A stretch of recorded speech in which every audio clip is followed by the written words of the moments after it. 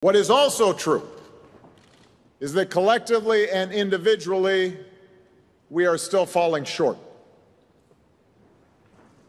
We have not done nearly enough to address this crisis. We are going to have to do more. And whether that happens or not, to a large degree, is going to depend on you. Not just those of you in this room, but anybody who's watching or reading a transcript of what I say here today. That was true 6 years ago as well. And in Paris, our goal was to turn progress into an enduring framework that would give the world confidence in a low-carbon future. An agreement where countries would update their emissions targets on a regular basis.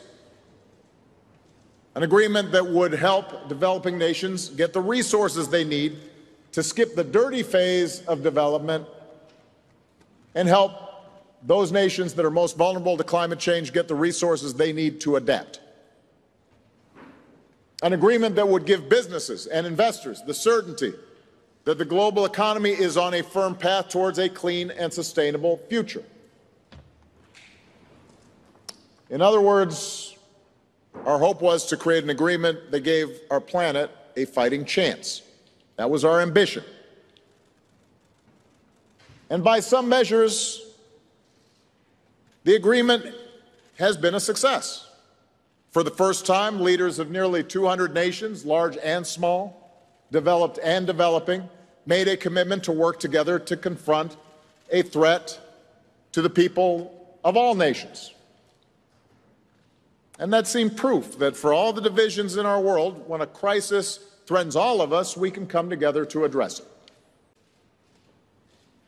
About a third of the global banking sector has agreed to align their work with the Paris Agreement.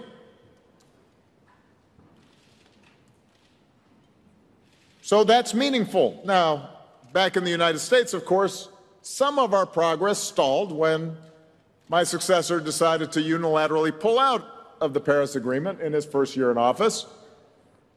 I wasn't real happy about that. And yet, the determination of our state and local governments, along with the regulations and investment that my administration had already put in place, allowed our country to keep moving forward, despite hostility from the White House. The $90 billion investment that we made in 2009 helped to jumpstart the clean energy industry in the United States, and markets adapted, and so did consumers. And even when the Trump administration rolled back emissions requirements for automakers, along with regulatory changes and efficiency standards, many businesses chose to stay the course.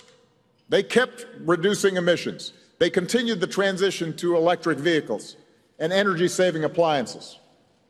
The ball had been rolling, and it didn't stop. And meanwhile, science and technology continued to advance. So today, the price of solar and wind energy has dropped to the point where, in some places, clean energy is cheaper than fossil fuels. Around the world, scientists and entrepreneurs are integrating abundant renewable energy, more powerful batteries, breakthroughs in fields like synthetic biology to invent a better future that is healthier and more affordable. That's all good news for the planet. And it is also good news for people looking for a job.